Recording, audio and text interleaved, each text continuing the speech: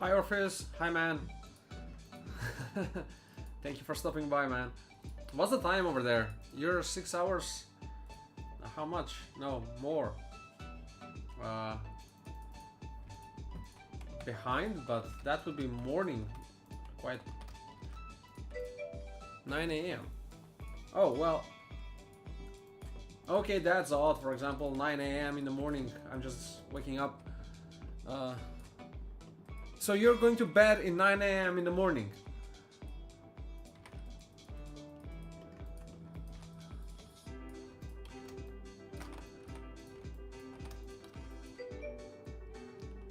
Ah, I can feel that. I was working till 2 a.m.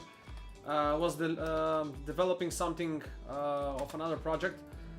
I'm going to show you just quickly before I head back on the Porsche. Yeah, where is it? Where is it? Where is it?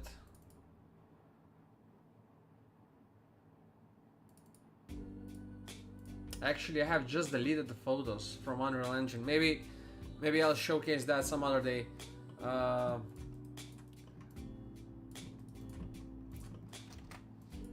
Been developing one scene in Unreal Engine with path tracing and all that, and it turned beautifully. But yeah, point being, I was as well till morning hours, but not that much. I would assume as you have, because I went in bed around 2 a.m. something like that. I can assume you've been working till morning hours, really. The GPU is, considering with what I had, it's definitely fast, much faster. I mean, let me lower the music. So what I had previously, rendering in 45 minutes, 40 minutes, for example, on the racing seats that I had, now I am rendering that within 5 minutes. So the difference is very big, very big.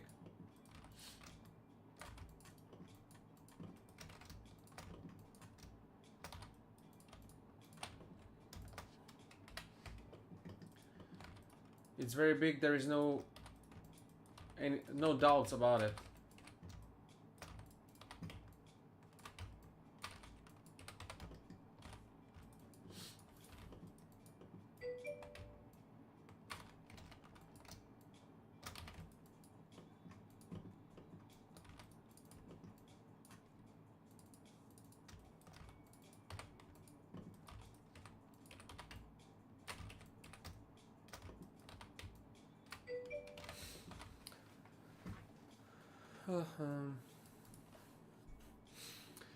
Well, worth it. How's V-Ray GPU? Only familiar with Arnold GPU. Yeah, that's what I've been referring to when I said that I was rendering now in 2 minutes, 3 minutes. That's how fast I did it in V-Ray. The racing seats I've done. Let me be more specific here. So I'll open the folder where I have the work rendered. Just a second. I know you said you want to go to sleep, so I'll try to be quicker. So yeah, I think this is the one. I mean, from the selection. So this one, these in here, these here, each of them, not this one, this one, for example, like in 2 minutes with V-Ray. This is old, this is old. This one as well, like in 2 minutes, 2-3 minutes on GPU in V-Ray. This as well. All this that you see. 2 minutes, something like that. It was stunningly fast compared to what I had previously, and rendering with GPU. I mean, it doesn't even compare. It's apples and oranges, what friend of mine says. I wanted to make comparison on how I was rendering on on the old GPU, which was the 1070 Ti, but yeah, I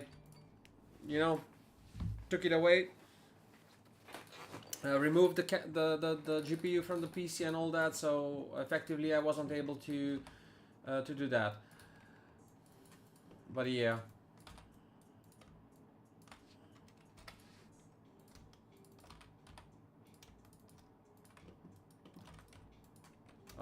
Yeah, point being, I wanted to make comparison on how it is with the same GPU in Unreal Engine and how it's with the new one. And this friend of mine says, what's the point in comparing the two different GPUs on Unreal Engine and V-Ray when it's just different, different software. But at this point I did not have the GPU installed, on my end, being removed, so I couldn't make effectively the comparison anymore, only on what I remember, which is around 45 minutes.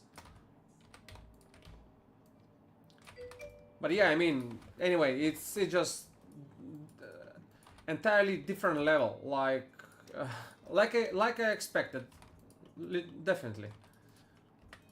It's what I expected. Sorry, man, must have misheard. No, I'm sure you heard well. Maybe I didn't say it nicely on my end. That's more reasonable, considering English is not my native. I thought you were using CPU rendering previously, not GPU. Yes, I was CPU. So previously, using CPU with V-Ray, it took me like 40 minutes, 45 minutes, depending on the rendering. Sometimes it was like 10 minutes, but that for something much less detailed. But speaking specifically on the renderings I've done on the racing seats, specifically for those, it took me 45 minutes to 50 to make one render. And with the GPU, with Maya in V-Ray, it took me only like 4 or 5 minutes. What I've been implying and saying, and why you you assume you misheard, is because I wanted to say that I wanted to make and actually made a comparison video where I'm showcasing the difference between GPU rendering in Maya with V-Ray and GPU rendering. I mean, it's anyway GPU rendering in Unreal Engine. So when I did that, this friend of mine said, why do you do that when it doesn't make sense? Which I was saying that, and removed the comparison video. But anyway, yeah, it's great.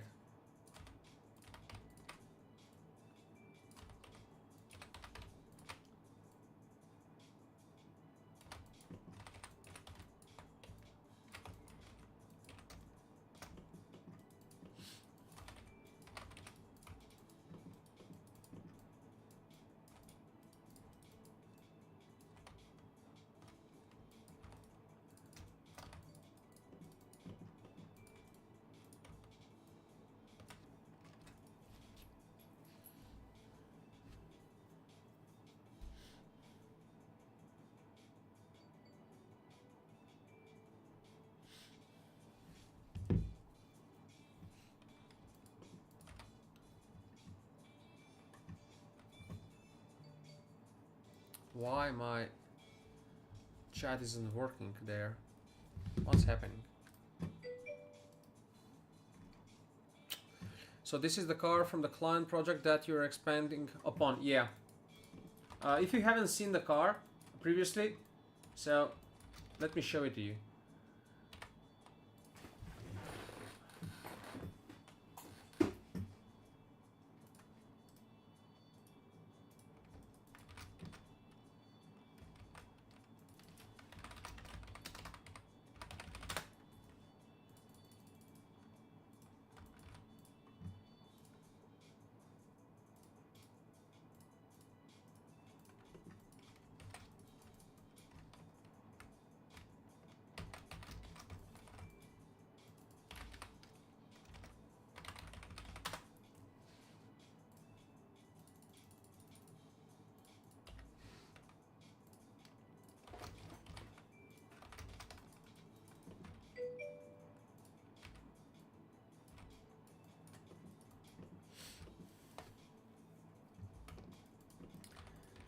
So there's the engine at the back that needs to be developed.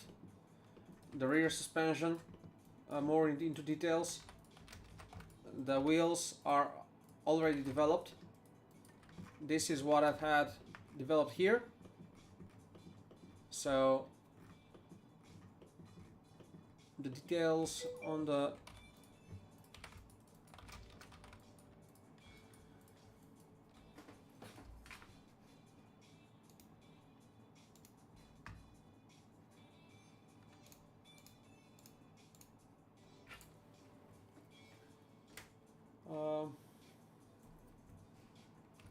yeah, so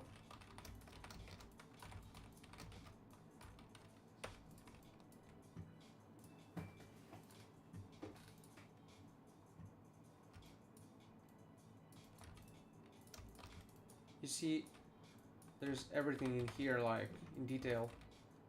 So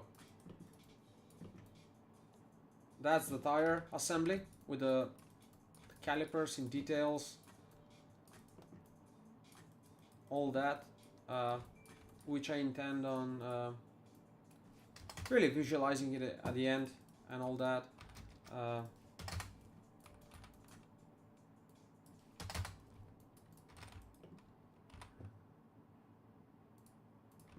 For the time being, now this is all that I've developed previously.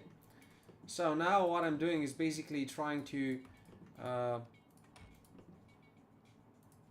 changing it completely, meaning much of the chassis is changed. The details on the side are different. It's not the same car. It's different model. The tires are different. I will switch to different texture of the tire though. More one that is much more would refer to the times when these cars were racing, which is they didn't use this type of wheels. They used the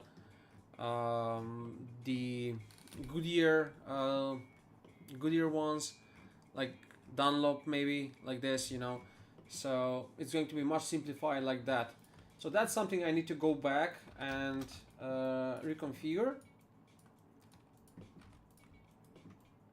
Then we have the details. The steering wheel probably you have seen already on the stream the previous time. So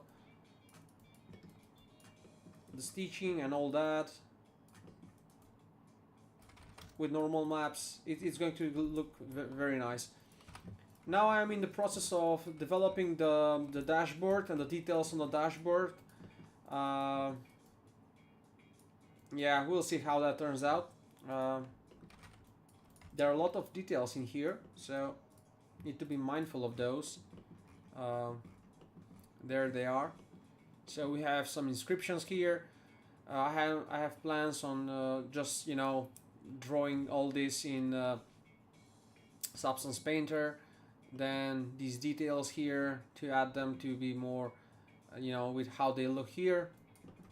For example, cable running from here into that area, details and all that to be aligned really.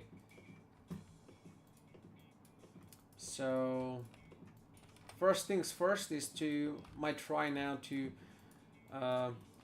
get a fine, decent quality design here on how it should be properly, you know,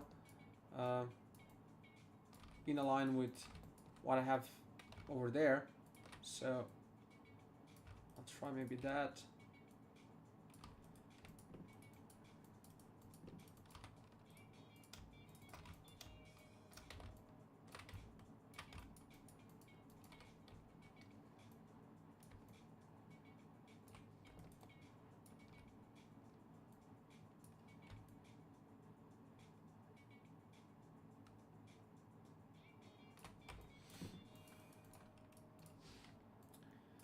No, I won't have it that way, but this way.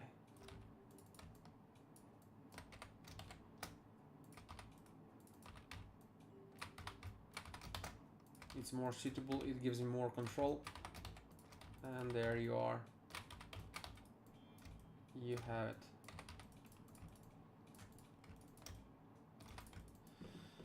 that part. Now.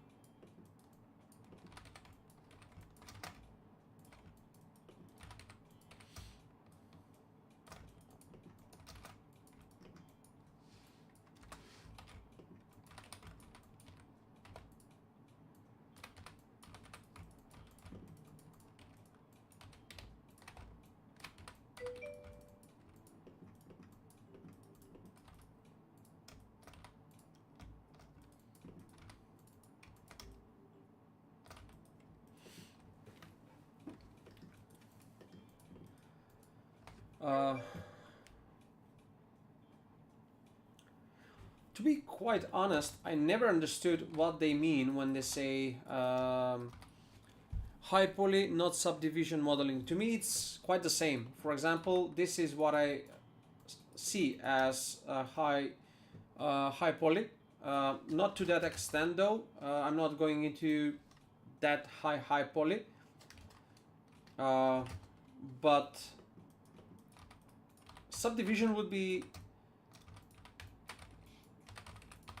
I guess, when a model it's not just really low poly, but it's detailed. So I wouldn't be really sure in that sense how to qualify this one, but it's definitely more towards high poly than low poly, because I'm not preserving details. I'm going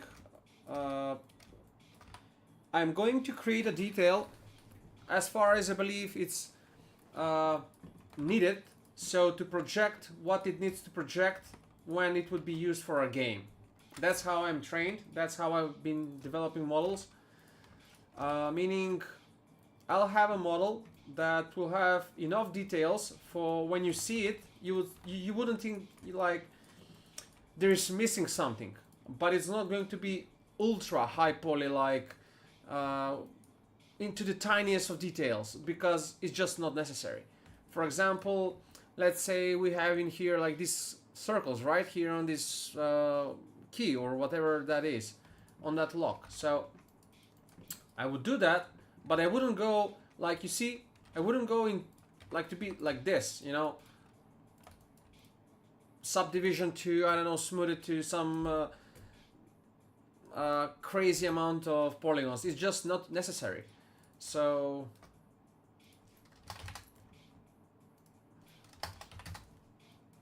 yeah, I don't know how to say that otherwise. Yeah. Oh, it's definitely high poly. With subdivision, you wouldn't be able to use the triangles and angles due to the UV issues. The way I see it, I would anyway have issues with UVs. You know, I'll still have to go back and, you know, fix the UVs and all that. So yeah.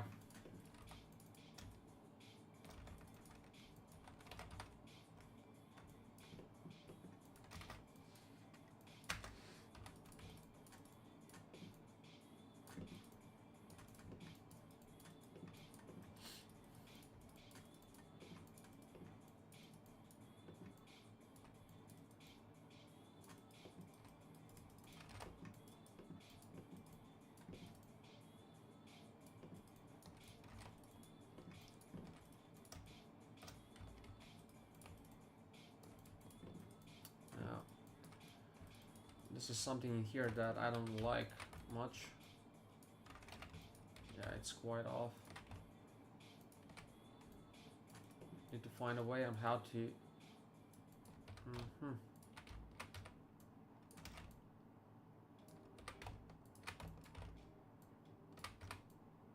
Yeah, it's not going to work like that. best way would be just to delete the whole section in here to get this.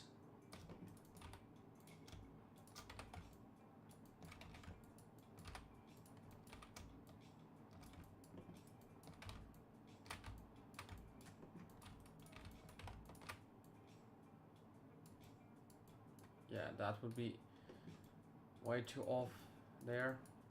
A lot more geometry would be necessary here, unless I want to have these normals being quite visible.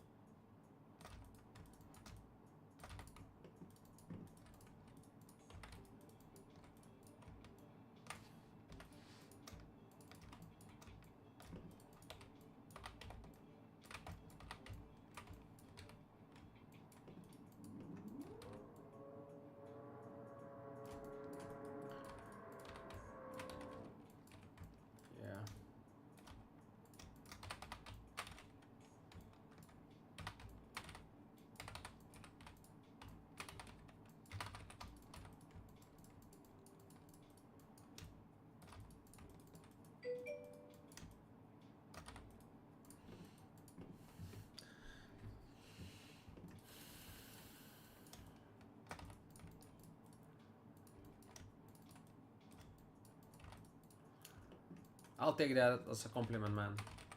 Thank you. I don't want to be misunderstood in the sense that I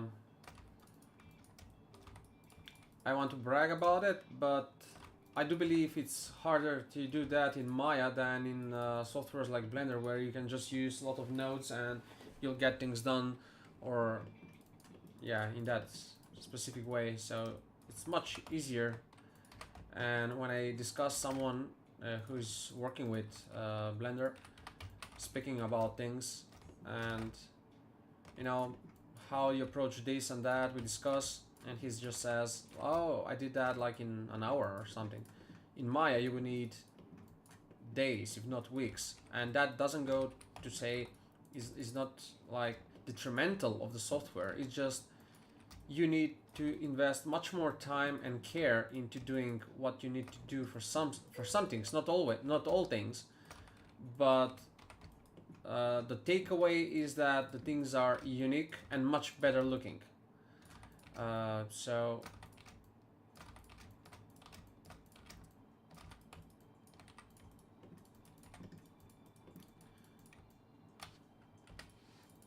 the reason I haven't so far started modeling in Blender is because the control I have in Maya, it's something I won't have in Blender, I know. I've tried and I just don't have it. There is no way how you can work in Blender with like maybe I'm not the best person to speak about this because I'm not very much using Blender, but it just personal preference, you know. I have nothing against Blender. Blender is amazing and I would love to learn it, but it's just the pivot control and all that, it's not like in Maya, and I cannot go around that. For me, that's crucial in getting details because I can pinpoint every single thing I need to create. I want to create, you know. So Blender for me is something like working in 3ds Max, where you can, yeah, you have some workflow like you would have in you know, Maya, but then again you can input these nodes and values and whatnot, and you just get results out of yeah, like that, just from nodes. And I mean, at least that's how I see it. Maybe I'm not wrong at all. Maybe I don't know what I'm even speaking, someone might say, but that's the knowledge I have so far on Blender and the way it operates.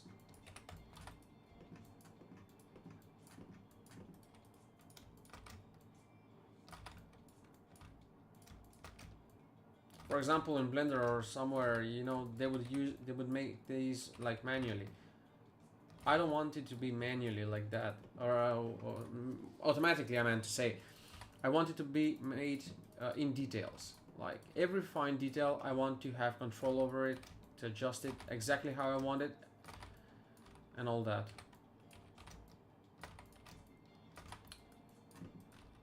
From what I've seen in Blender, you can get to make all kinds of shapes and lines in a specific way where you can easily just change them and do anything else you like.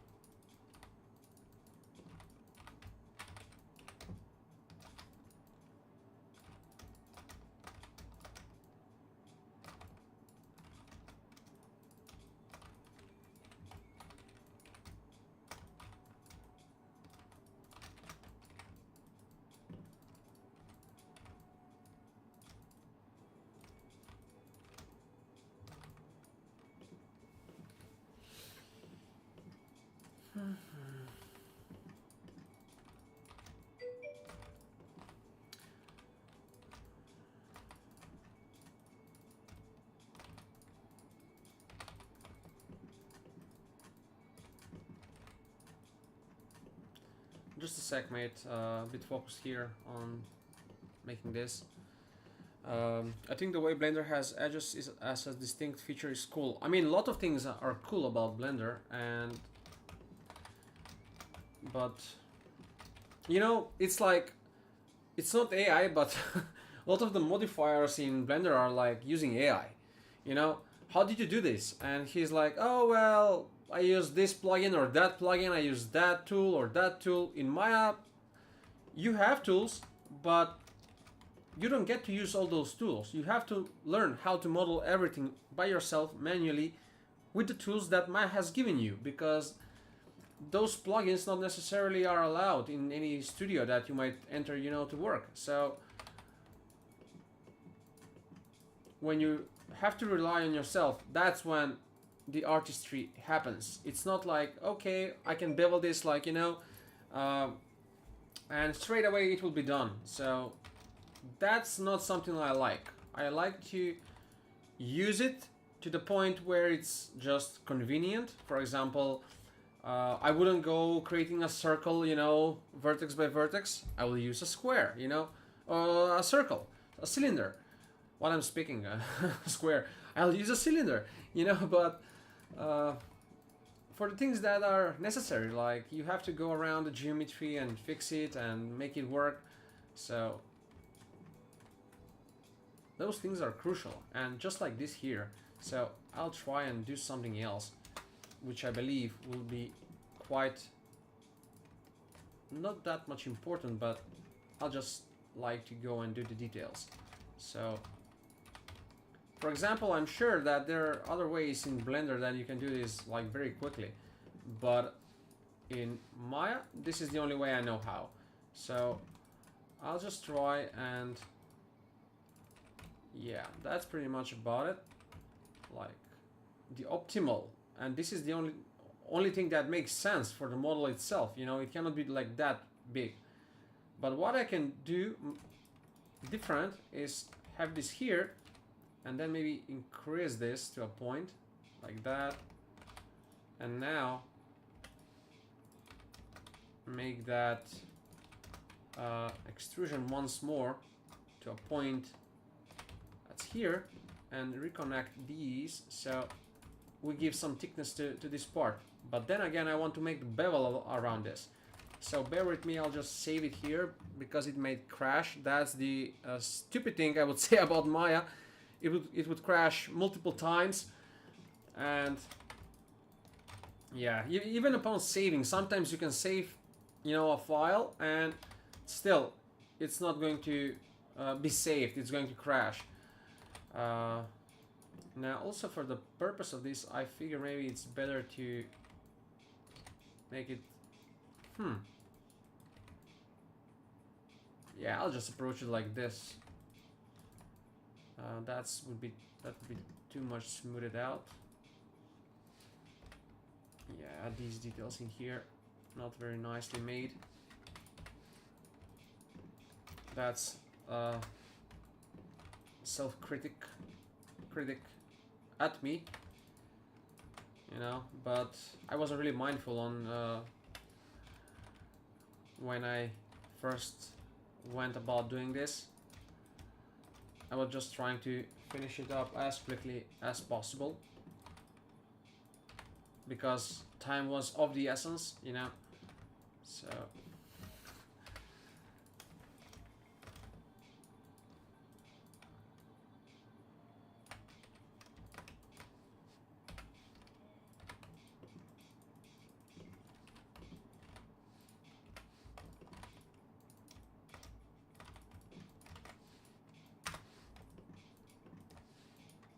just reconnect those to gain extra control.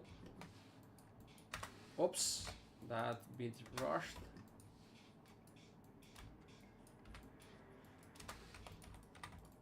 Yeah, like that. To give specific shape, I'll just make this.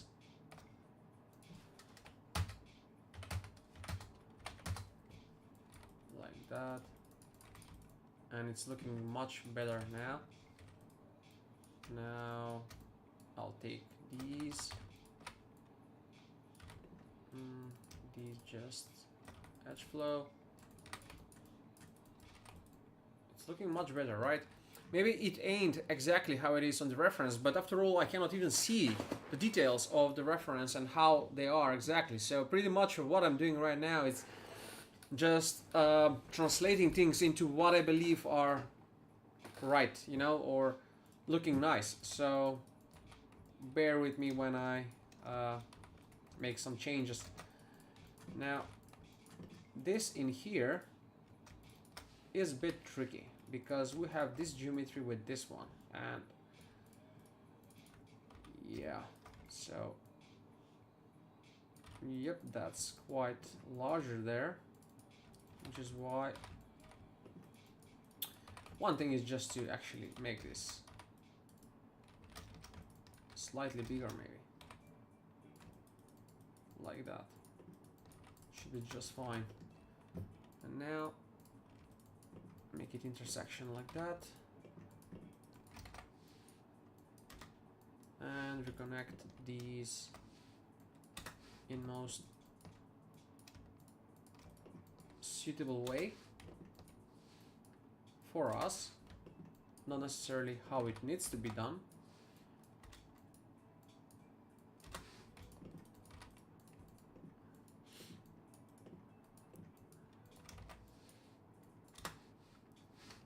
Okay, so here we have an issue, which, by the way,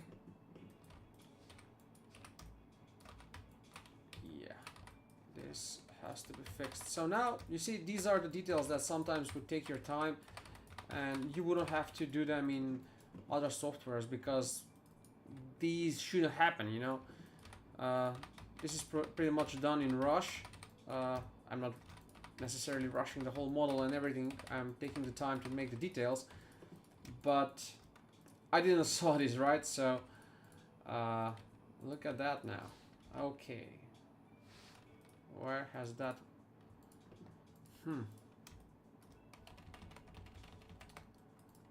okay, yeah, it won't.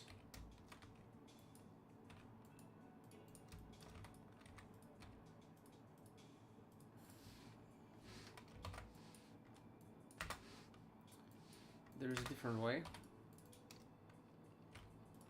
still won't connect, so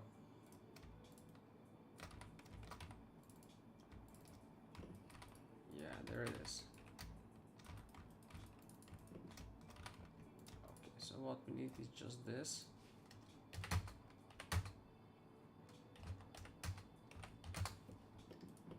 Just like that. So here you can see ways of fixing, come on, yeah, that's it, of fixing the geometry and the control you can have, whereas in other software like Blender, I don't think that when using plugins you can do this, because the plugin will give you a certain geometry that if it's not right and you have to fix it, if one doesn't know how that geometry has been formed in the first place, yeah, good luck fixing on that, you know. So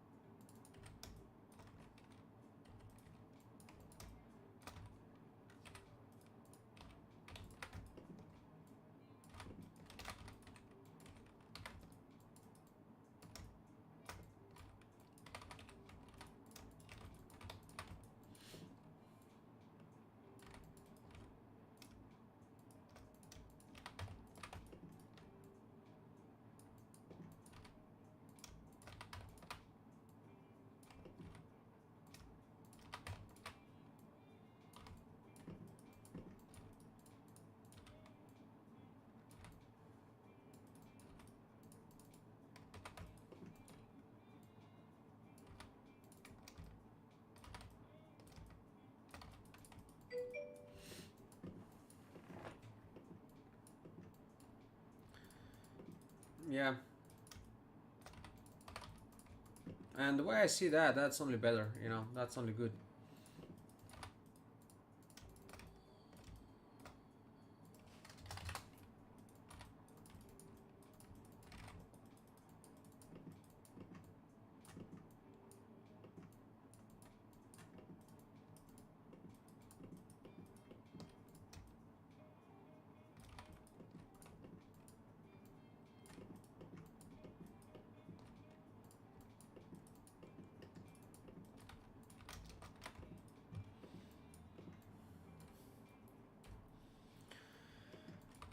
Oh.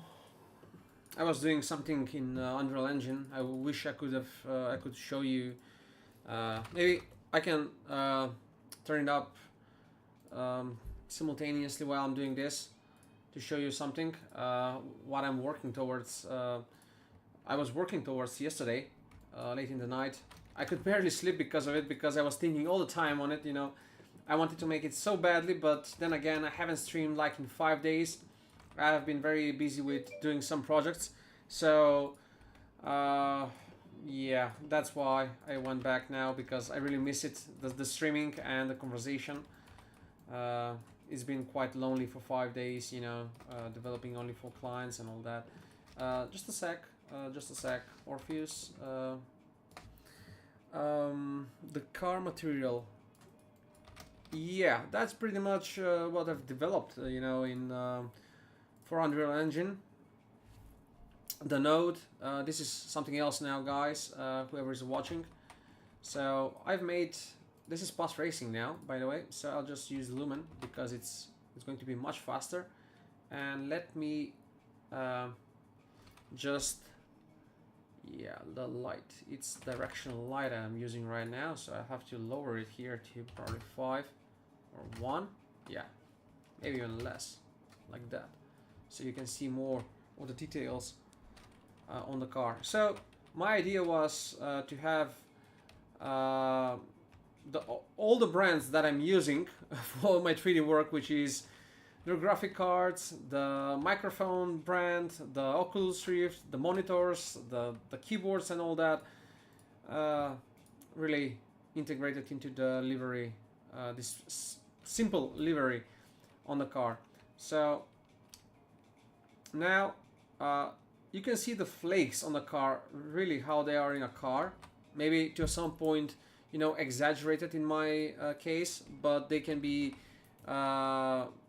quite modified in here, you know, with this material. It gives us control to do that. So you see, we can make them gone. We can just add little bit of them, you know, things like that.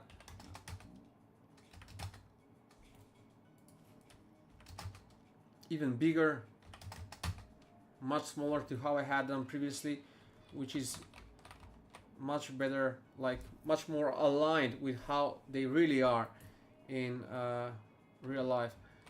This has been done through a visualization course from a guy who is specializing in automotive. And also look at this, I mean, you can change the color like that easily and all that with the material.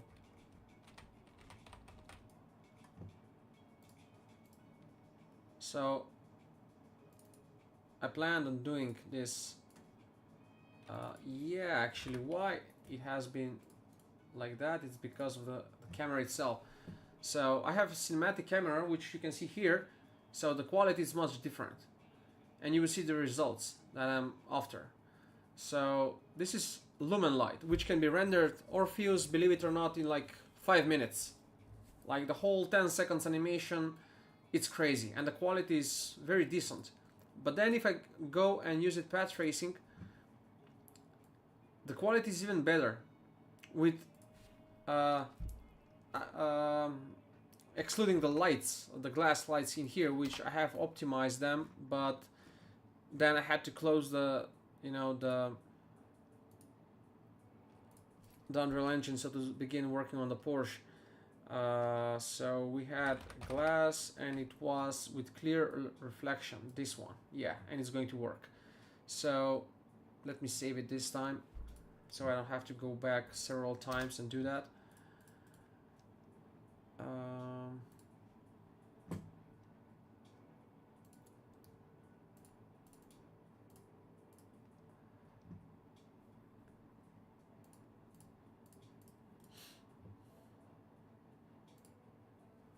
Okay, so yeah, I intend on having some play here with this camera. So why? Yeah, that went off. For a moment, it didn't want to. Okay, I have selected the camera. Why I don't see the details in here? What's happening?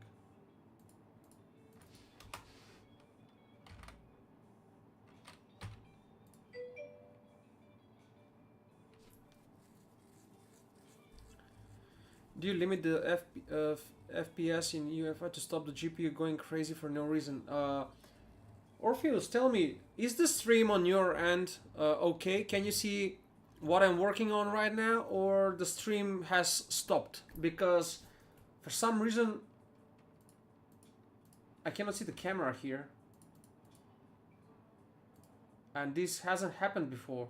I'm wondering if it's too much load on the graphic card, streaming on 3 platforms simultaneously and using now this. Yeah, something happened. I cannot even move now.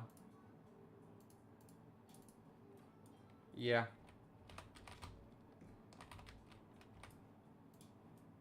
I cannot move. I cannot rotate the camera. Yeah, I guess the load is too big on the. Yeah, in that case,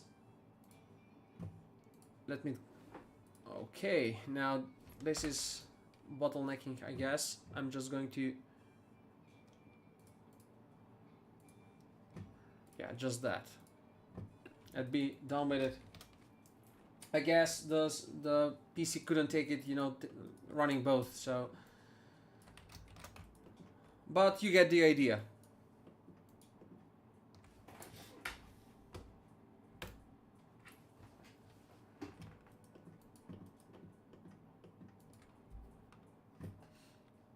Um,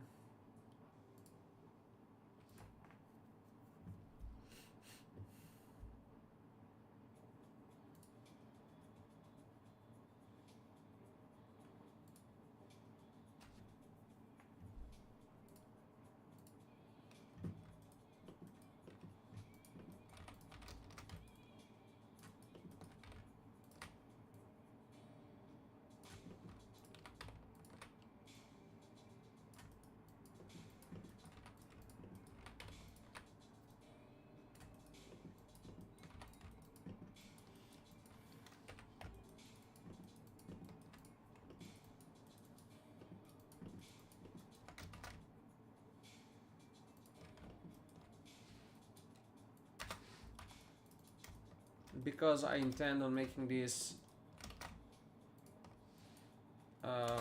with close-up renderings and all that, I'm going to use more geometry in this instance and try to create more stable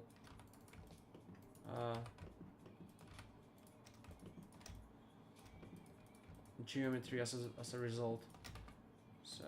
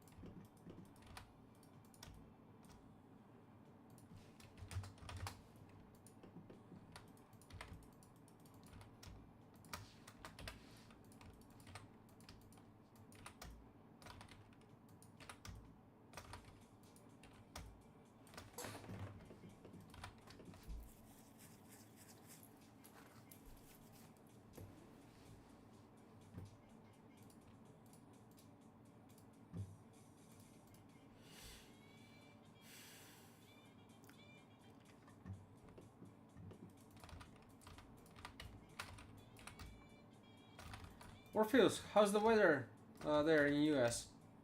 These days here in Macedonia is very cold. It's like October, you know. It's quite cold, but still quite okay, you know, for me to go with short sleeves. Uh, but yeah, compared to how it was like days ago, it was unbearable, you know. So much better though, if you ask me now, how it is now. But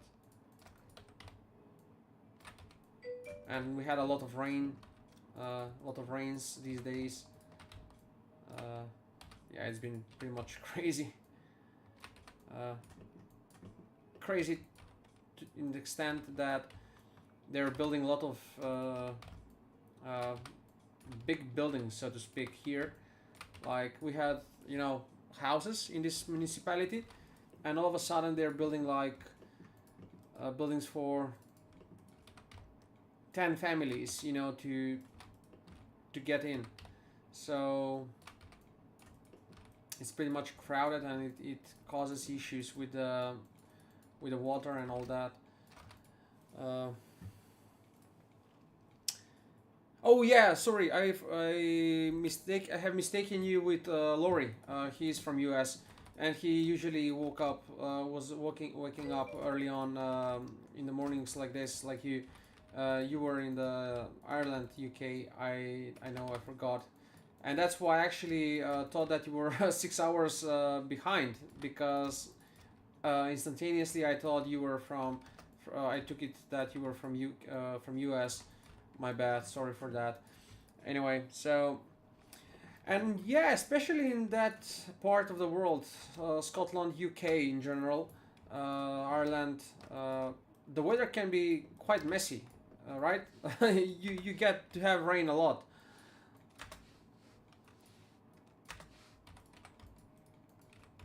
I'm looking into travels to go in Iceland. I mean, that's now pretty much different part, but still that hemisphere of the world, I would say. At least that's how I see it. That's how it is for me. Um, yeah, I mean, US, I'm in the UK, Ireland. I'm sorry, man. I know that you're from Ireland. We already talked about that. Lovely country. We've been dealing with Storm Florin over the last couple of days, but apart from that, pretty calm. Florin, let me see what that is.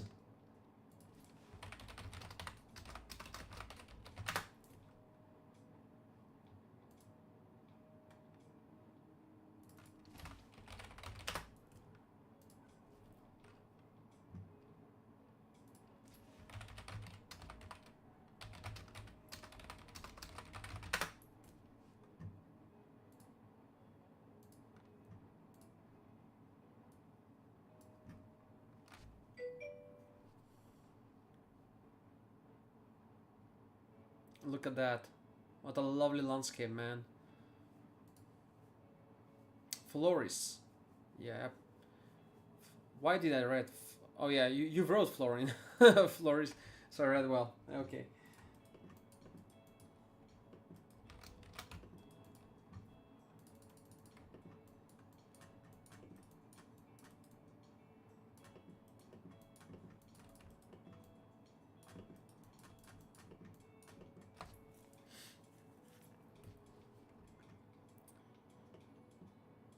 Yeah, I don't want any disruption in terms of airplanes and all that. Aviation. Unreasonably strong winds. The music, the drama. 4 days ago. So yeah, what happened to the heat wave I was promised? Hmm. Yeah. I mean, whoever went in that part of the world, whenever I ask them, how was it? How was the time there and all that, the climate, you know, those kind of things, and they all say the same thing. Oh well, it's been raining a lot.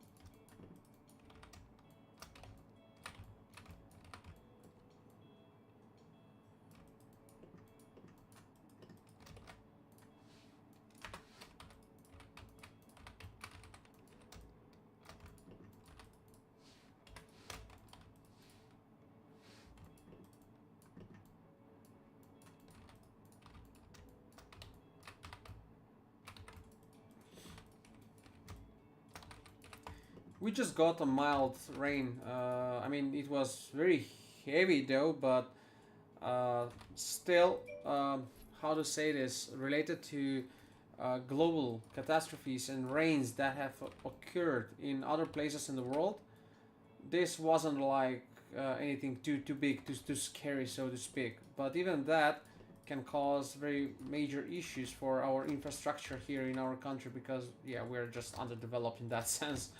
um, they're not really planning, you know, when they do stuff they're not really thinking how can we make this building here, is there enough water waste pipes and all that, you know, but they're the only thing they're reasoning is about how much money they can get. So it's overcrowded in that sense, and like I've said, we have a lot of buildings right now that's for 20 people, you know, and the municipality, like I've said, where I live in is already like, you know, crowded in that sense. So my neighbor is Polish and he hates how much it rains.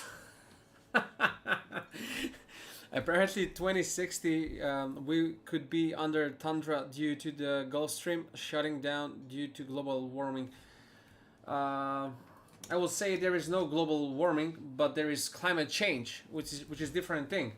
I would love this subject if we can talk about it because I find it very interesting and I've read quite a lot about it. And yeah, when they say global warming, so there is no technically global warming as such, but the climate is changing, and that's what causing the issues.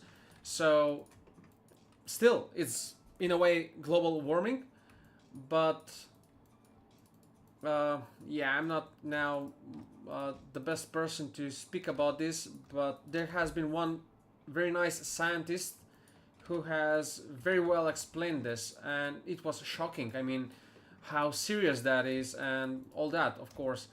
So, yeah, he very well explained the difference, you know, between global warming and climate change, what actually is, uh, and how it's going to, you know, influence daily lives and, you know, us as human beings in these remote places like some islands and coastal cities, you know.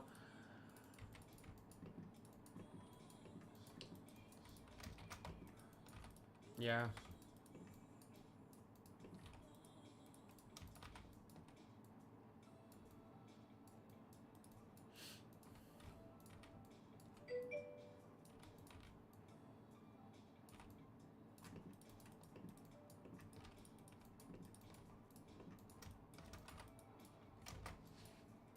I wish I could say the name of the scientist.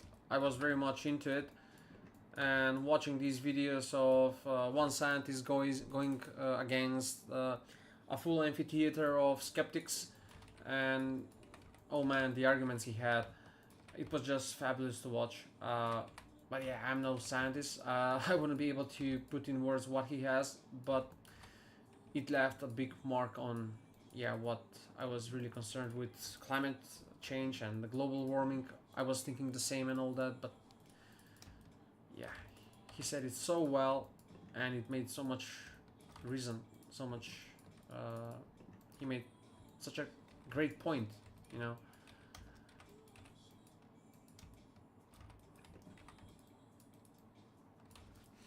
Uh, yeah, climate change is the more correct term. If I go about explaining that the way he explained it, using his terminologies and reasoning, he says the Earth goes through a periods of that it's normal, you know, for the Earth itself to be at times much warmer or less warmer, you know, much colder and things like that. He was explaining how, I don't know, 100 years ago on Greenland they could uh, look after some plants that today it's impossible to grow there. And he said it's not that the how he put this, it's not that, you know, the Earth itself is that warmth and all that is relative to how it should be, considering it's moving towards a period of this climate change that he explained, that we are adding, of course we are a factor, but we have to adjust ourselves according that climate change that occurs with the earth on some long periods of time, that in human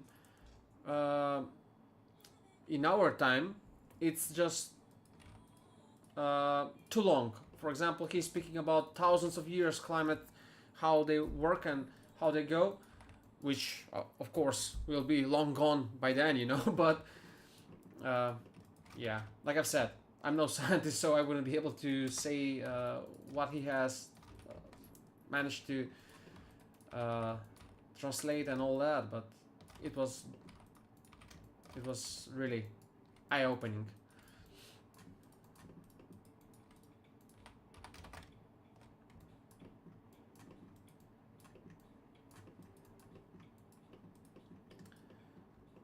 And it should be taken seriously, definitely. When people don't, it's really naive, because first, we don't know many things, and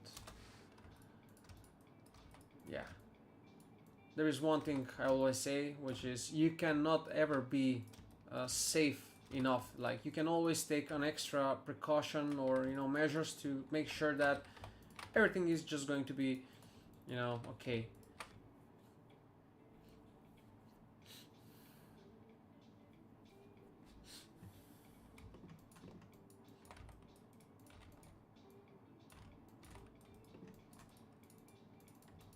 You know, you cannot be ever saying like, okay, I'm safe enough.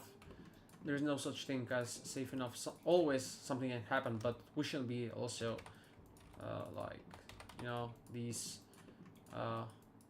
overthinking people that, you know, for every solution they would give you a problem.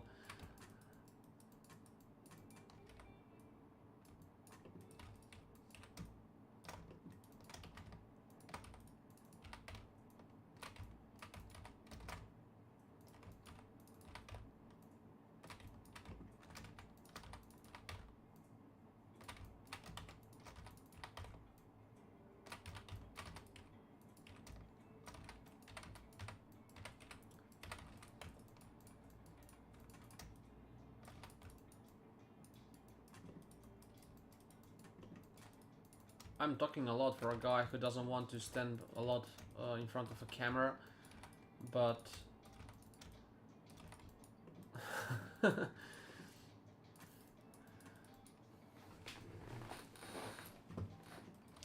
yeah, sometimes when the topic is interesting, I can get carried away, you know. After all, like I've said, I like these subjects, you know, aliens, universe, all that stuff. I'm fascinated by it. That's what interests me.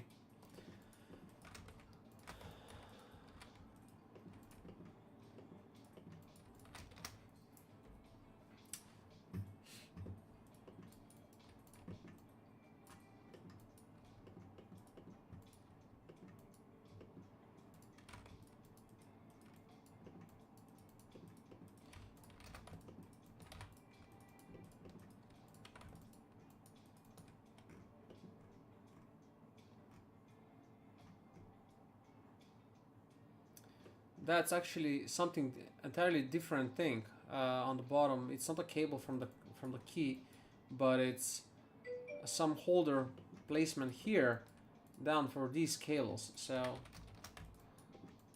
nothing, nothing that we can do on this fella here in that sense.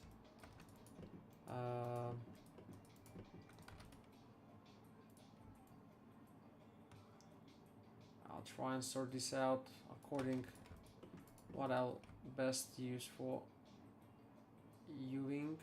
So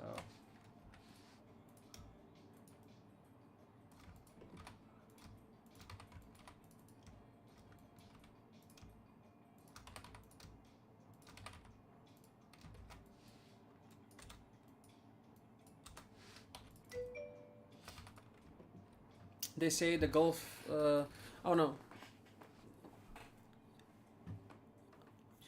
They say the Gulf Stream shutting down is due to the melting ice caps coming down into the Atlantic and the changing desalination of the ocean.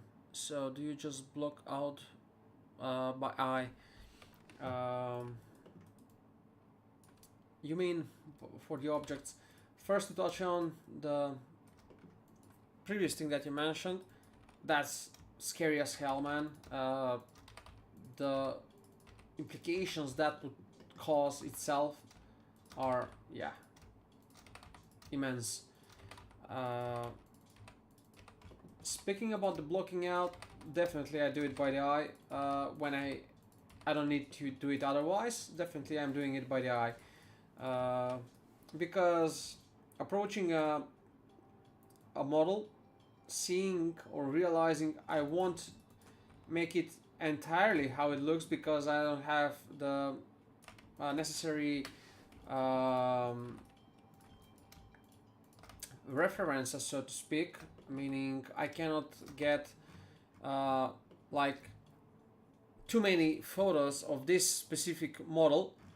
I have different, like I'm seeing this detail here. I'm seeing the details more towards the center of the dashboard, something on the left, but not fully on the far left side, or the fine details. And since I cannot find all those details that would be necessary for me to say, okay, now this is 100% authentic dashboard, so I go away from that notion that I have to make it specifically like that. So what I do is just I'll take it parts from here, parts from the other photo, parts from other references that I would get like this, and try to make sense what's, in my opinion, like would be best looking for the model. So that's how I approach the works I do currently on these vehicles, because these are retro, like very old, from 89, so there are not many references about it. It's not like I'm trying again, to recreate some production car for which you can easily find references. So consider it like, like art, my interpretation on some specific model. So when I go about the blocking out of the models and the shapes I need to make, taking that into account, I'm just going with what makes most sense. If that answered your question, yeah, please do let me know. Or if I can add something else to clarify it, let me know.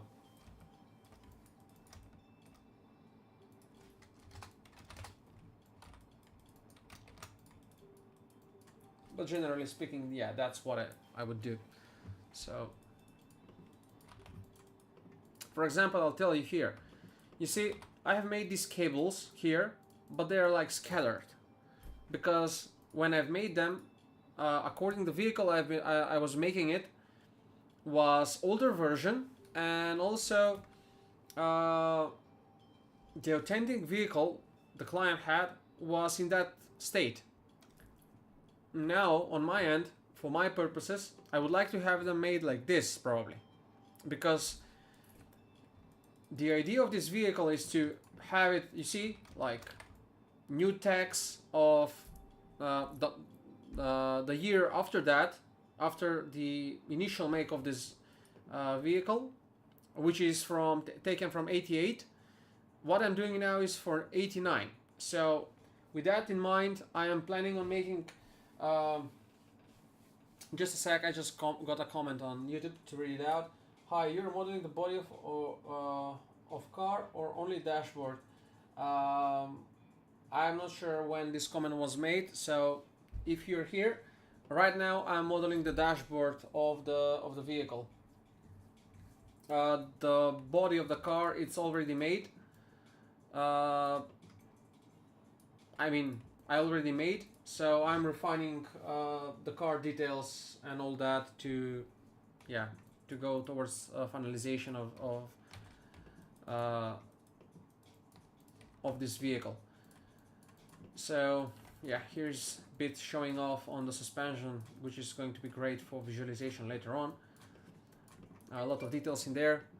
No, that answered it. Just wondered if you were using Photoshop to no, that definitely not, because that would take a lot of time. I'm just, for example, gaining information from the internet, like buttons, how wide they are. They're usually like double of a thumb, so you cannot miss it when you click it. So, you would get like that dimension of 2.5 centimeters, and it's not, since it's an art form, and it's not intended for manufacturing, at least not this one. I'm not taking into account, finest of millimeters designs, measurements, and all that. Yeah, so Lucas, I'm not sure if you're there, mate, but currently, no, I'm not working on the chassis of the vehicle, just the dashboard for today. The chassis has been done like almost a year ago for a client, and that was different. I mean, a lot of has been changed. Like, this wasn't here. The tail, rear tail was much higher. These panels are new.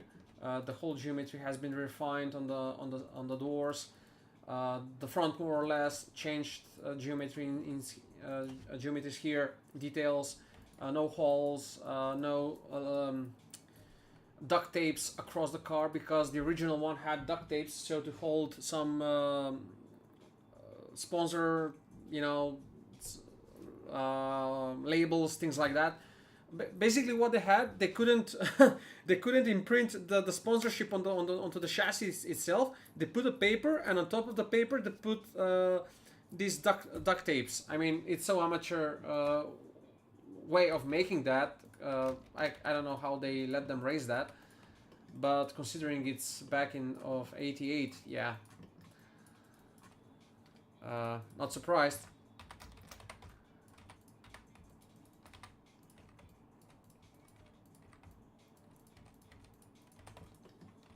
Yeah, a lot of things will have to be done. So let's go and try isolate all this.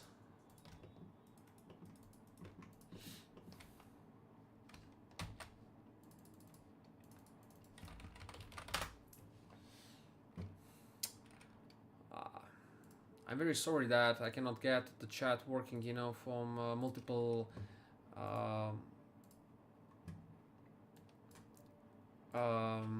live streams, which is why I'll make, from now on, I'll be using something else. Not using something else, but I'll make sure to let people know that if you want to ask questions, feel free to do so on Twitch, or that it's going to be more suitable to be done on Twitch. And to prevent bots jumping on the channel as well, I will have to make something else. Only for subscribers will be the chat.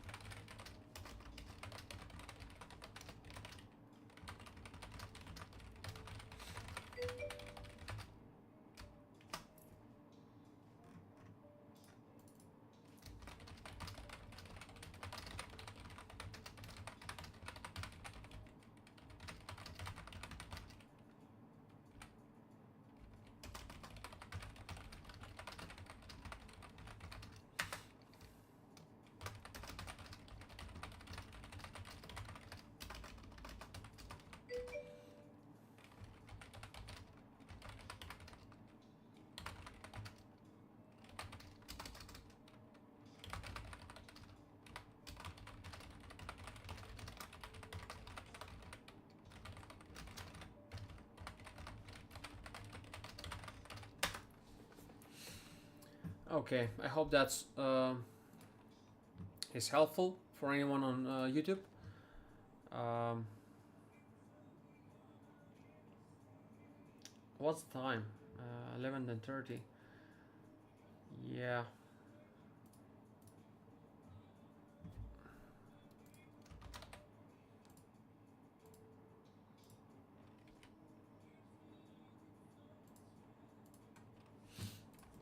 Okay.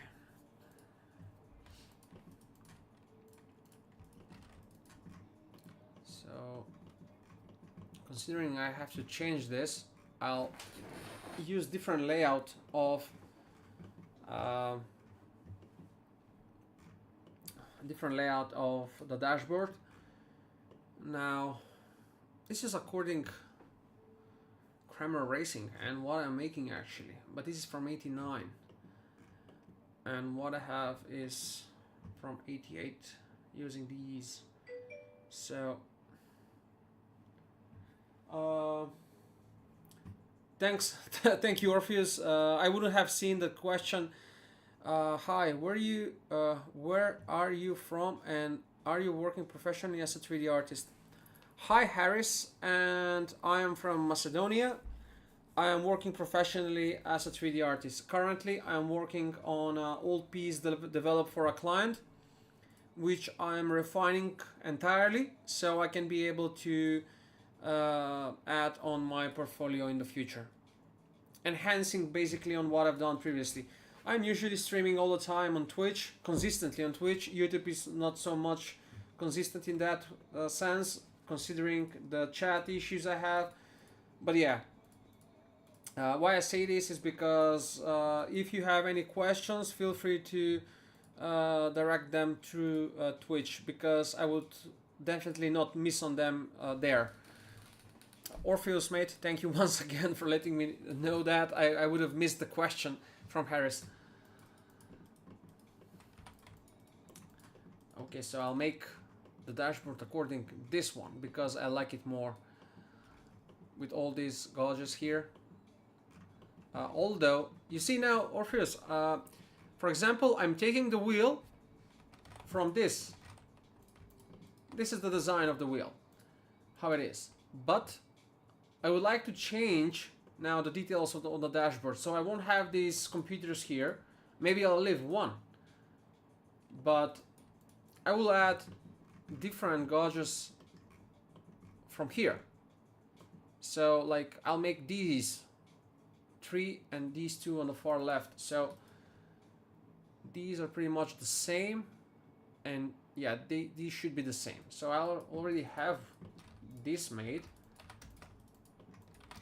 So, okay. How to approach this now? Should I make it all in like flat? Should I not? Yeah, this is going to be a bit tricky because yeah, and I cannot see what's on the right. Maybe it's the same, like in here, water. What would be this be? Water. This should be maybe oil. Now this should be the heat of the engine, I guess. No, this is that's fuel. Yeah, it's very tricky to do this considering you don't have the details, the fine details of this dashboard and how it needs to be. That's the fuel, that's the oil, that's the water. This would be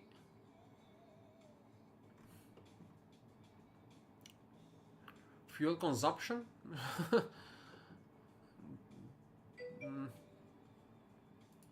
Yeah, I would need a tip. Feel free to have any. I mean, I welcome them. Let's see maybe how it is on this side and what this has. So, water. That's not what we need. Bosch.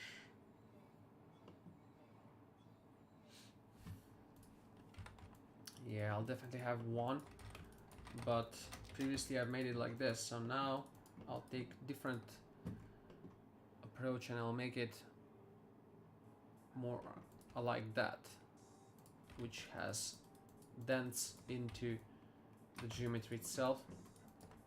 meaning it's not perfect. So, okay.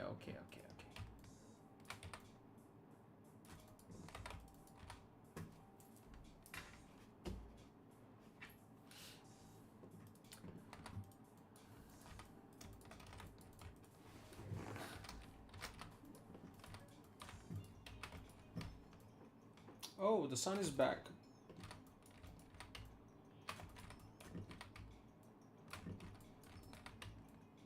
So how I will approach this is basically I'm going to model it in straight, you know, translation. I'm not going to bend it like that because that's not the way how you would model things. You would get a lot of issues. So what I'll try to do is just make sure to have the thickness it needs to have, which is that one. I'll bring it forward. I'll have the offset, and yeah, I'll just have it like that. That much. Now, yeah, that's not shallow. Now on the sides, there is this dent that we have. First, I'll make these to make sure they're more or less spot on. Then I'll have this.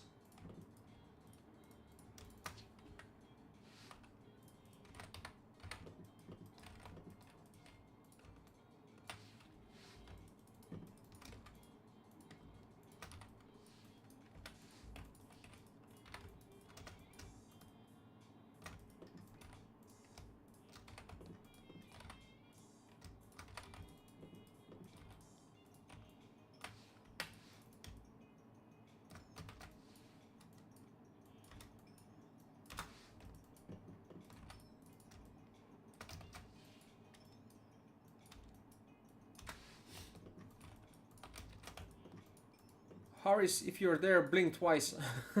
Take a screenshot with Windows Snip tool, upload it to ChatGPT or Gemini, however it's pronounced, and ask it logically the dial what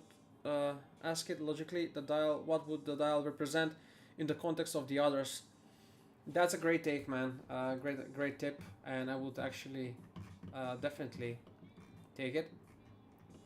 But yeah, I'm not sure how much it can see.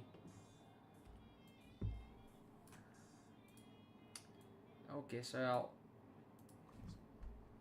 put in a square that to be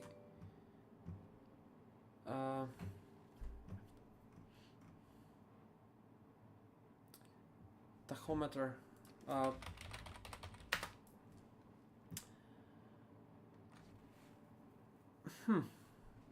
It makes sense, but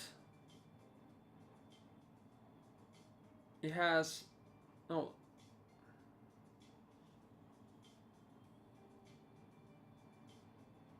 No, it shouldn't be that, because this is actually the tachometer, which is the showing the RPMs. So this is for the RPMs. You have them here. This is more like something with heat, with fuel, because you have these on the sides, the small, like maybe turbo boost, something like that, but I'm not sure.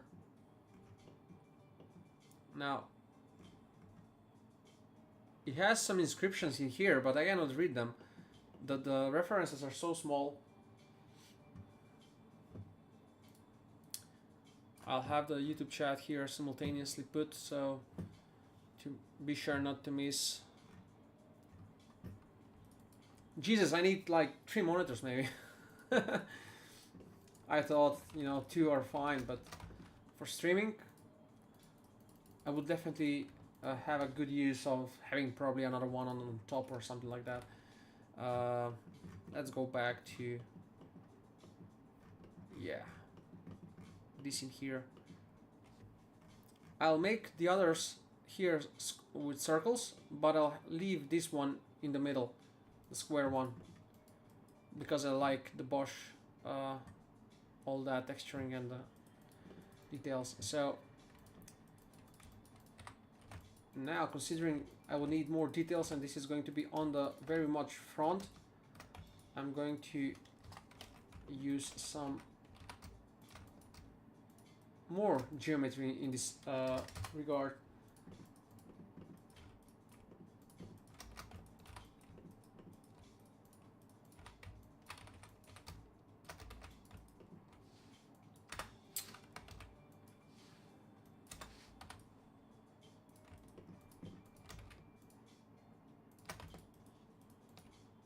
Now to speed up things, I'll just make 1/4 of the model, like that. And we need a straight line here to hold this into position, and square line here. Straight line, square, what I'm saying. I'm thinking one thing and I'm saying another. So we will have that, and maybe +1 bevel, or let's make this distinctive like that. With 2. Like that. So it's perfect like that. Now I'll make a copy just to have it as a backup. I'll smooth this out like for 2. I'll clean it up later on.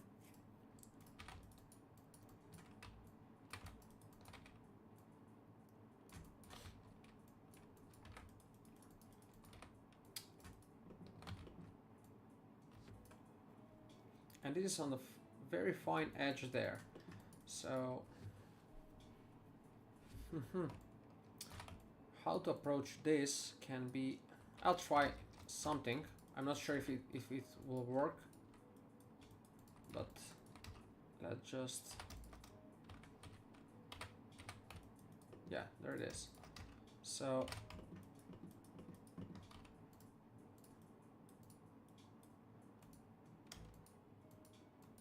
within the circle space, I'll try to do this.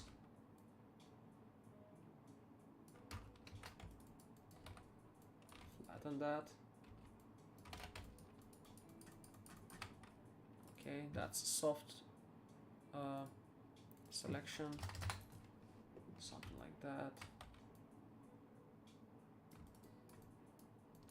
Have it this.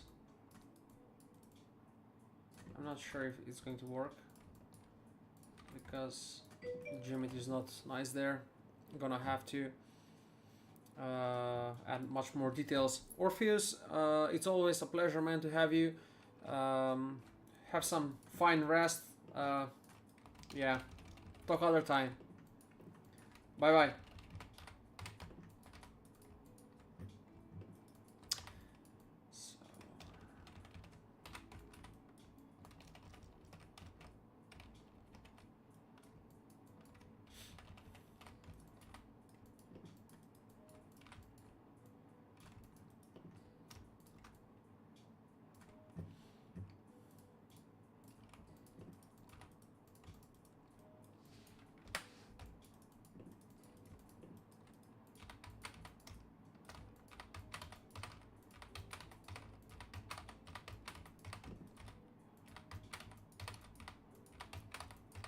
So what will this do is basically will give us like a platform on which we can rotate the element.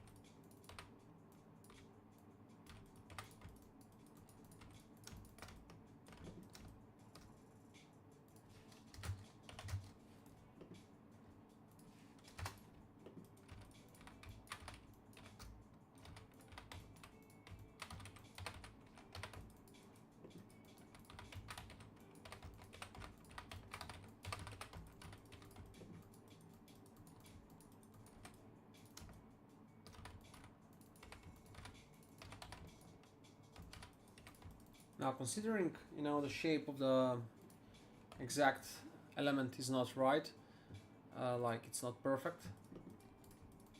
In the same way, I'm not trying to make it like that perfect, you know. I'm just trying to make it pretty much imperfect.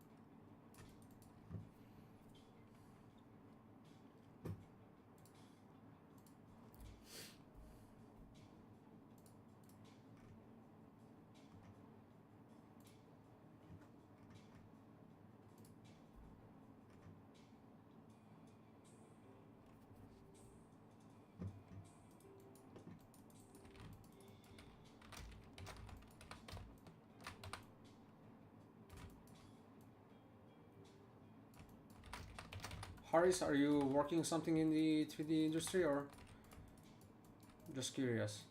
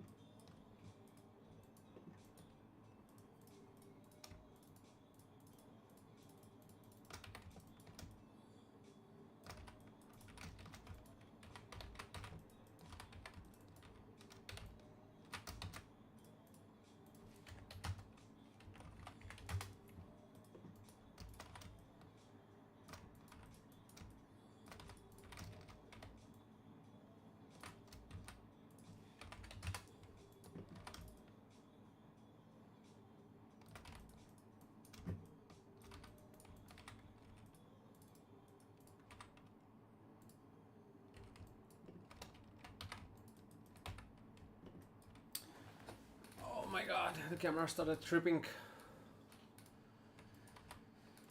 And it's not the camera, it's pretty much the model.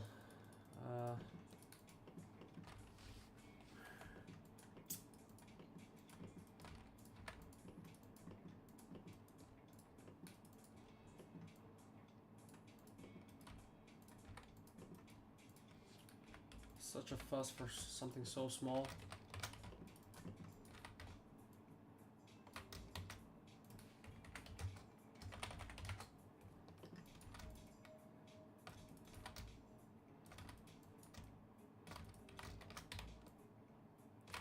But it's going to be visible in the front, like a lot of details there, so I want to make it right.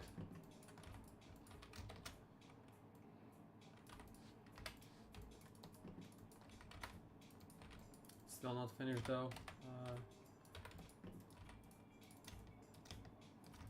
Need to make the screw.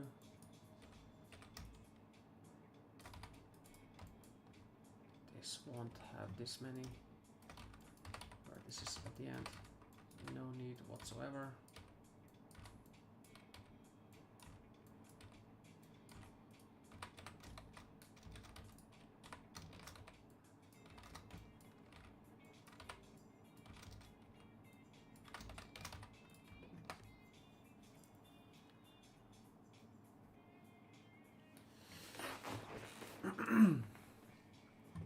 It's 2 minutes to 2 hours stream.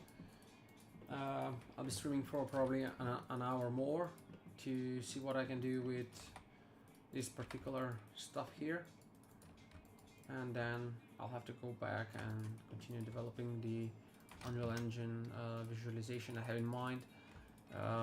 If you like what you're seeing here, consider subscribing or following on Twitch.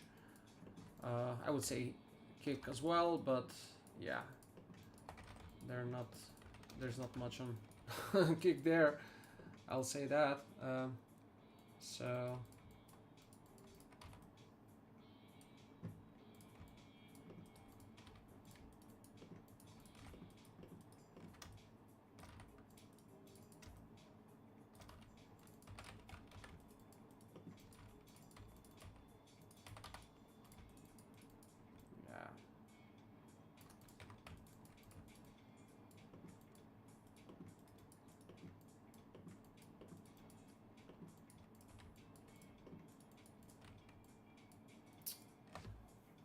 I don't like it, quite honestly.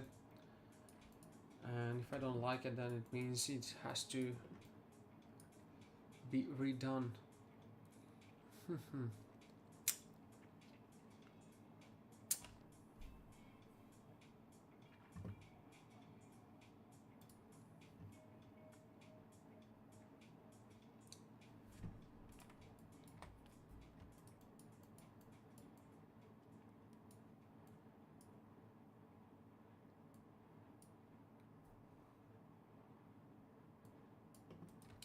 The form is fine.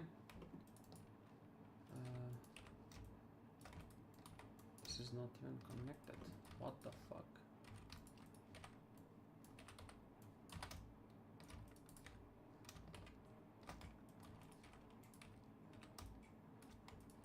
Okay, it's the camera. No. Shouldn't be the camera, it's settings too. Yeah, now it will, because we have set to millimeters. Yeah, now it's working. So when set to millimeters, the center, the settings in the scene, what you merge with this value, it's not longer enough. You have to go back to centimeters. That's why it's working in centimeters.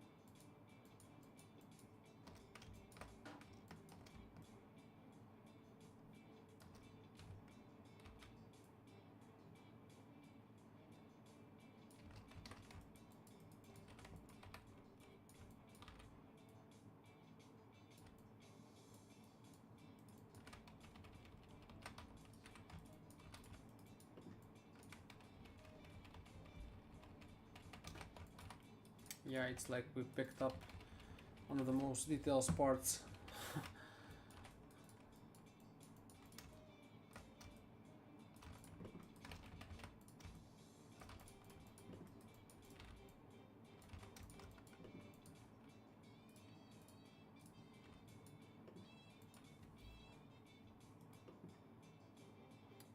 Okay, it's my bad. What I'm seeing right now, it's actually the model is not that beveled on the edge, meaning none of this stands. It's much.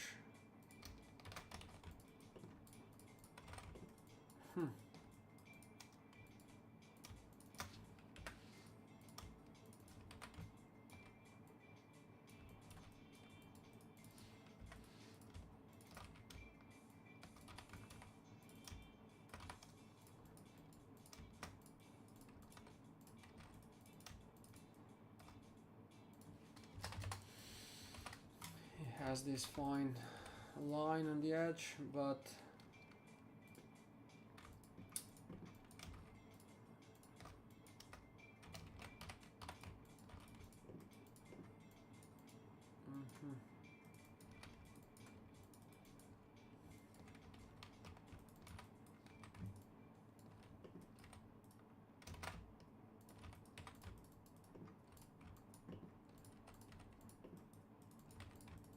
it's pretty much like this.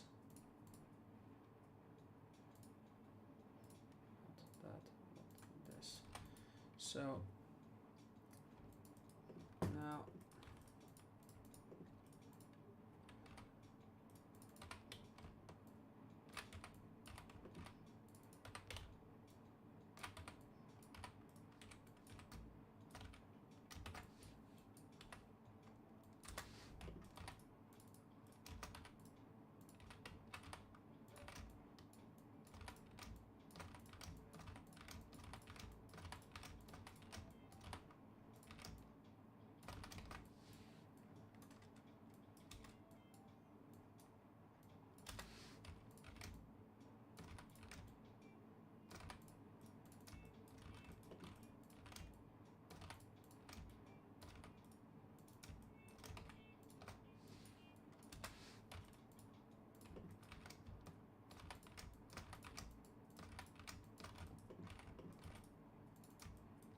there's one way we can do that.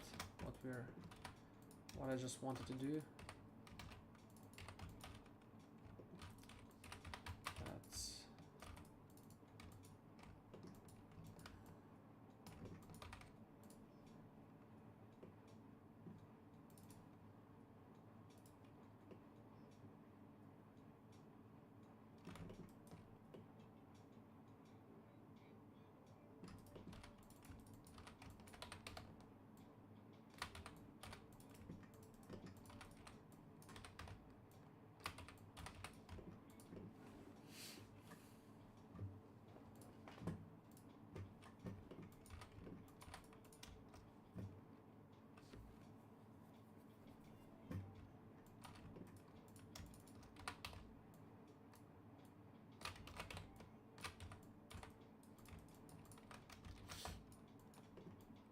okay. So now what we need is basically this area in here, or the circle that is.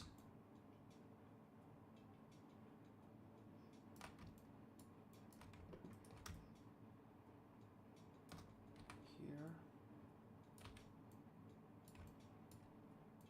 slightly embedded like that.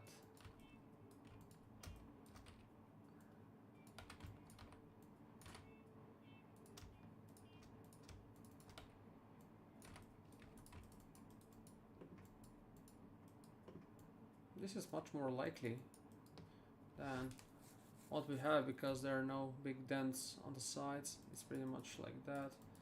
Maybe we can fortify this here like that.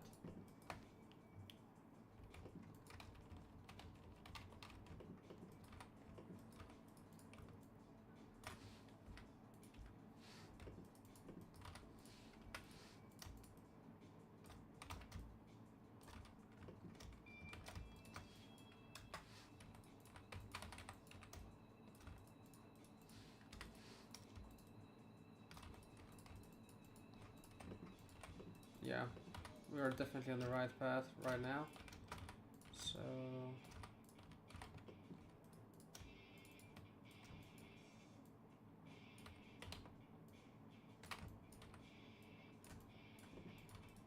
just like that.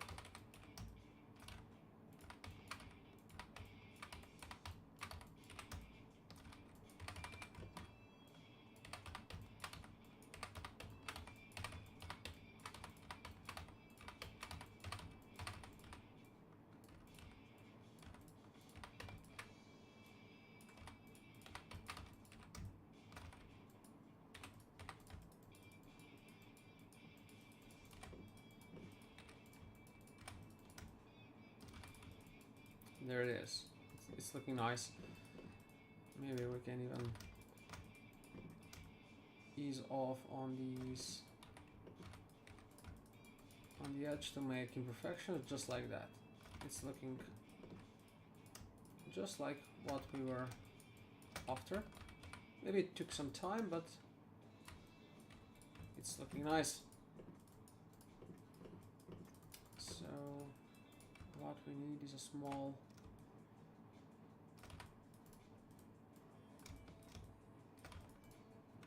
okay. So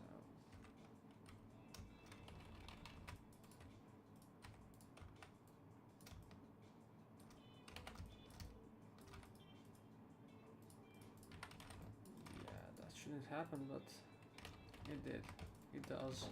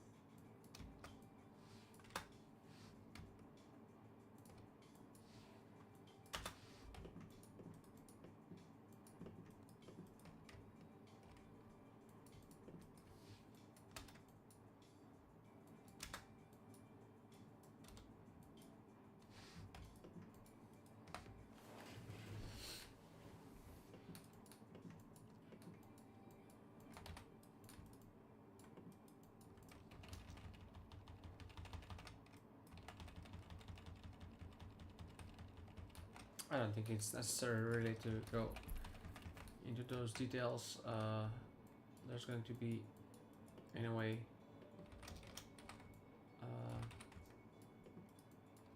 or will I have to? Oh my. These gauges, however they're pronounced, are embedded into going inside the model, inside the dashboard, so maybe it will be better if I just do that after all.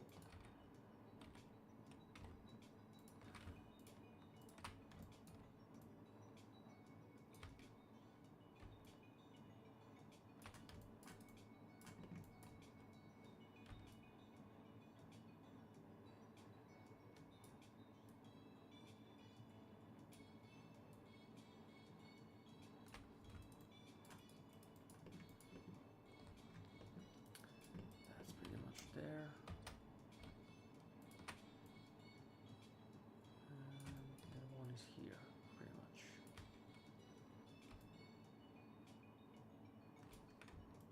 So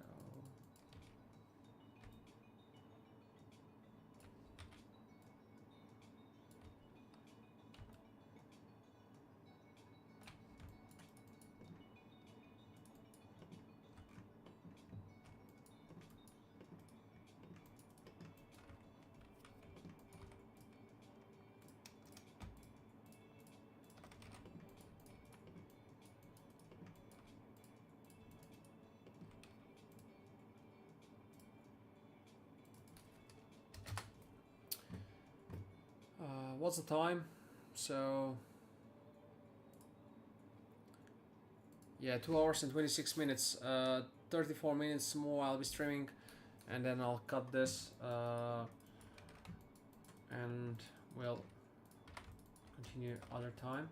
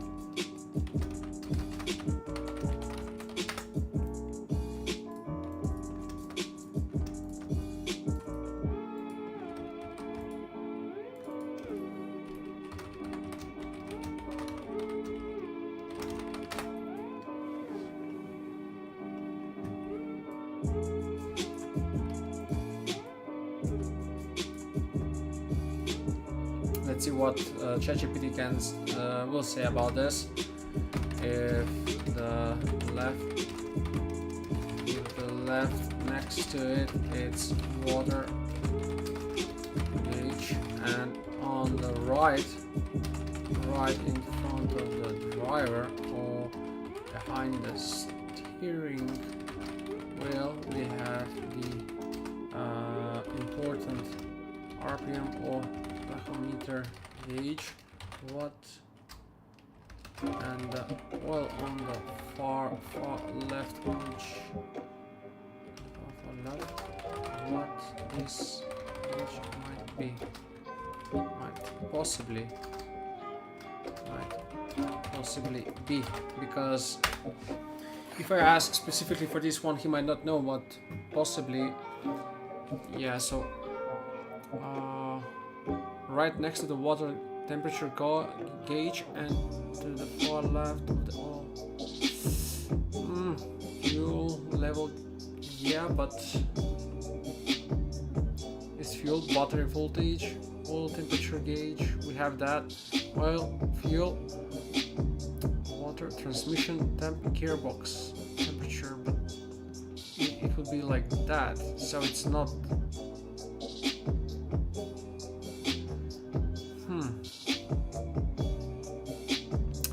Check the unit markings on the gauge, so I cannot see any actually.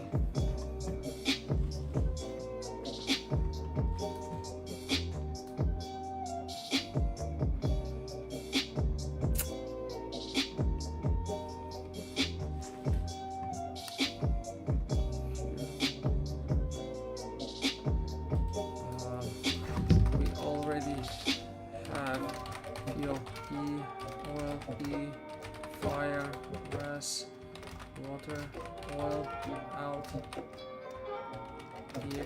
fuel, light, brake, light, low, water, light,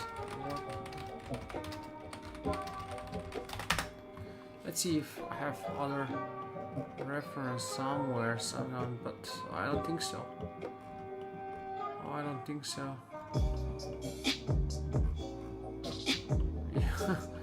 There's no way to see on the inside. This is the best I have. That's not manifold pressure. Manifold pressure, that might be. Yeah, the push if turbocharged, that should be.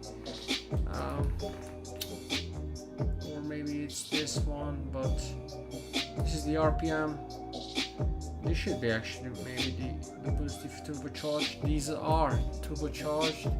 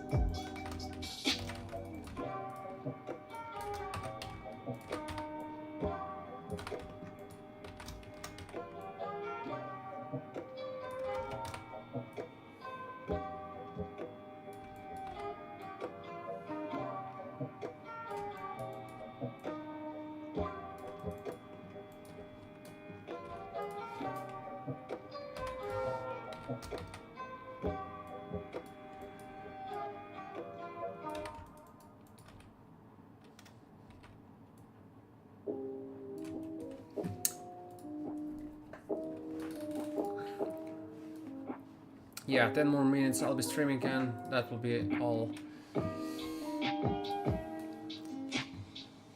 Whoever wants to stay tuned with what I'm developing, feel free to subscribe.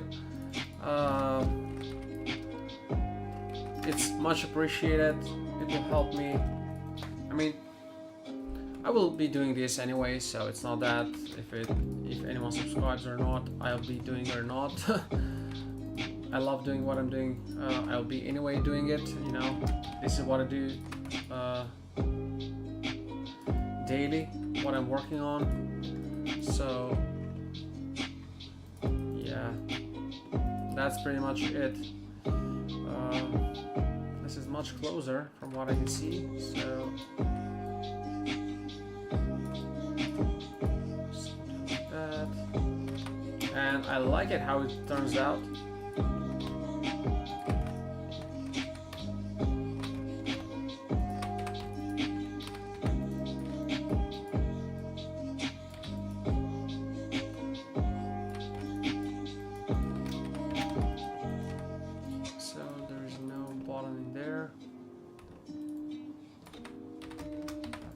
Kind of bottom.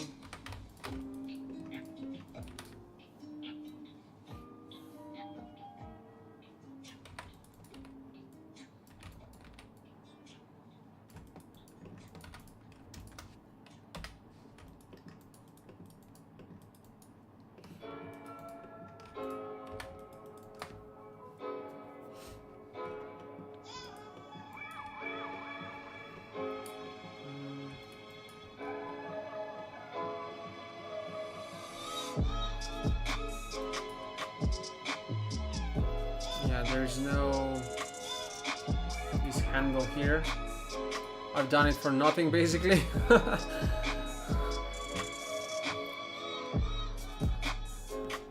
Yeah, anyway.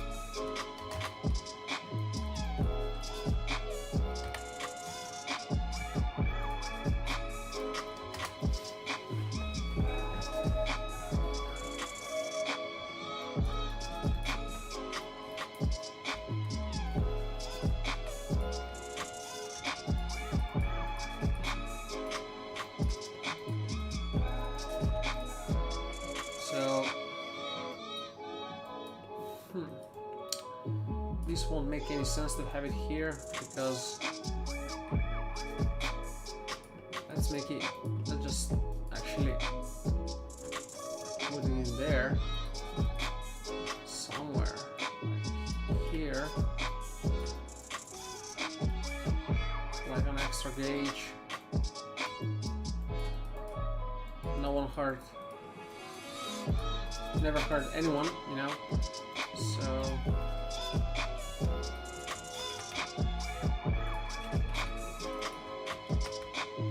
this is RPM, gauge RPM.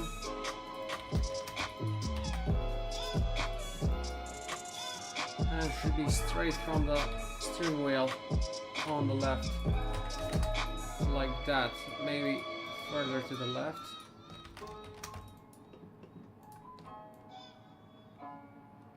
And maybe this is as well, further to the left, like that.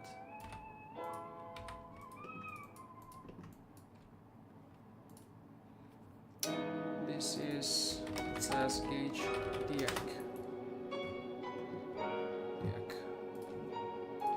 What gauge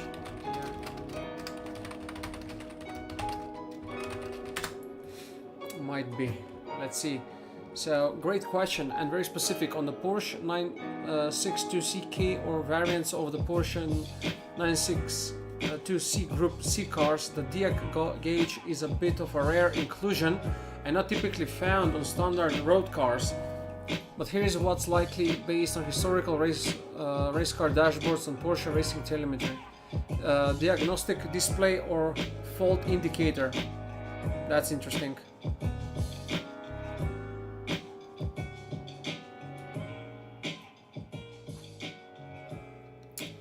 That's interesting.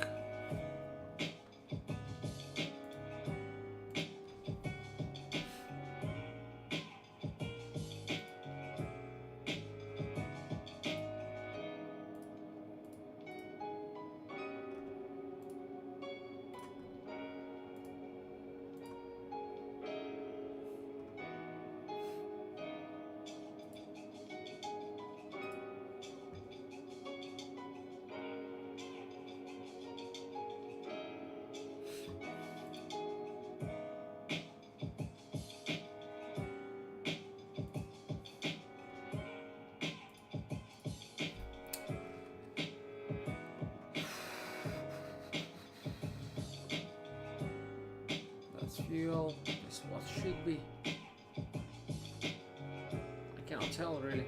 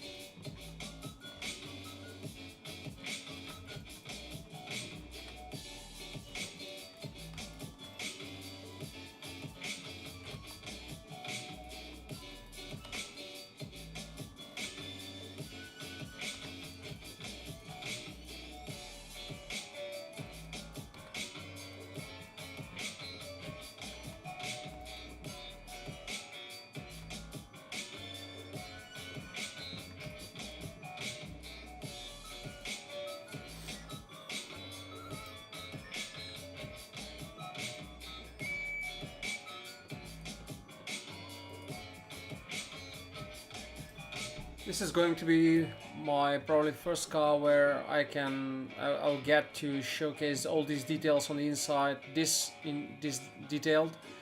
So yeah, it's in my intention to have this as detailed as possible.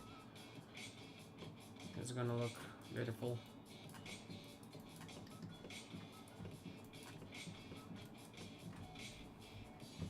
And visualized probably in Unreal Engine. The stream is going to be finished like in several minutes, and once I finish with this, I have some work developing an automotive Unreal Engine scenery, which you can see on my YouTube channel in the shorts I have been developing yesterday. And yeah, quite frankly, in the past 2-3 days since I got the new GPU. So that's something I'll be diving into straight after I finish with the stream.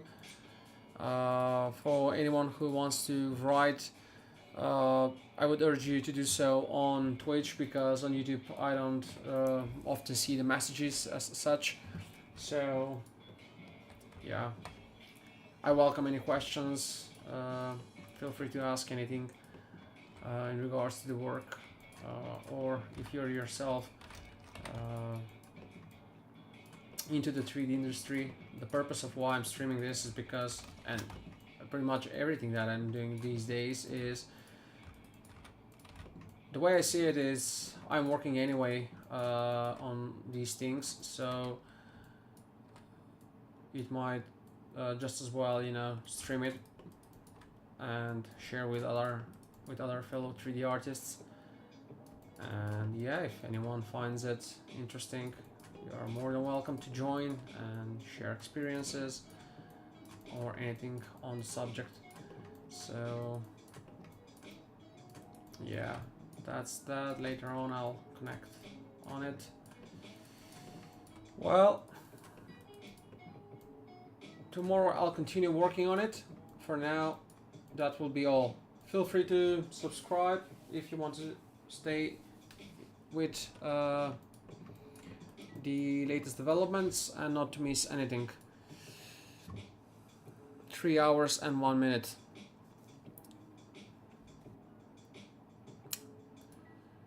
That's all for today.